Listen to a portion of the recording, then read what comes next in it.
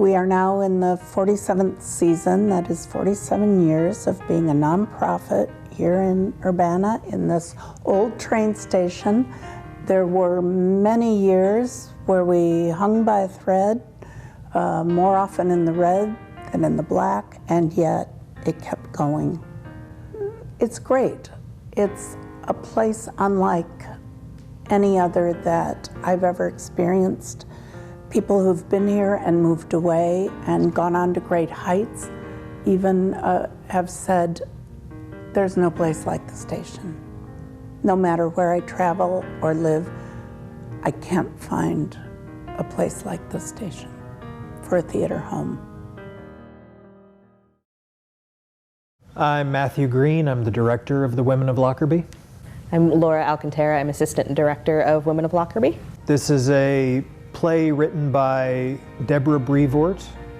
It's written in the style of a Greek tragedy, but it is based on real events. Back in 1988, there was a terrorist bombing of a passenger jet that was flying from London to New York, Pan Am Flight 103. Took place on December 21st. The explosion caused the plane to crash onto the village of Lockerbie, Scotland. 270 people total died, 11 in the village from the crash, and 259 in the air.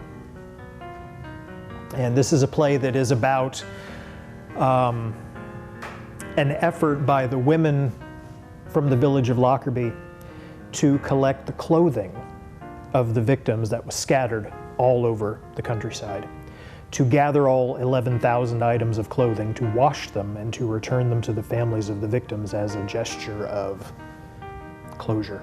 I find it kind of wonderful that the instinct of these people was to take that horrible thing and try to turn it into something at least comforting. Give them the option of having that bit of closure. My name is Lincoln Macula. I'm playing Bill Livingston. My name is Barbara Evans. I'm playing Olive Allison. And I'm Mindy Smith, and I'm playing Maddie Livingston. Bill is grieving. He lost his son in the crash 7 years previous, and he is very deeply troubled about his wife, who is not handling things very well, and he's trying to show her love in the best way that he can by taking care of everything. She's a strong woman. She is determined, and she's empathetic, and she's an organizer. Even my character, who's so wrapped up in that grieving moment, she's here because there's hope. She wouldn't have come on this trip if she didn't have still some spark of hope within her, that there was something here that was going to make a difference. And I think sometimes we get so uncomfortable with other people's grief. We try to say, don't cry, or just get over it, or whatever the platitudes are that we think are right. But sometimes you have to sit in it and just let somebody else sit in it until that coin flips over, or some wind comes along and flips it over for you.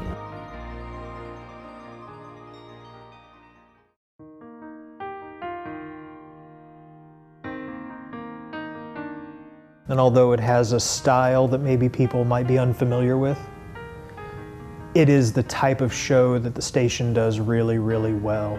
It's intimate, it's emotional, and it makes really great use of this unique space. It's going to be beautiful. It's going to be, honestly, unlike anything I've ever seen at the station. Now, I'm fairly new to the company as a whole, but I think it's something new, it's something interesting, and it's something that is going to be beautifully done. You see a lot of plays where people are getting even with people, or people are hurting each other or conning each other in some way. You don't see that many plays that are rooted in kindness or someone looking for comfort. And there's something very human in that, and there's something about that I was keen to share.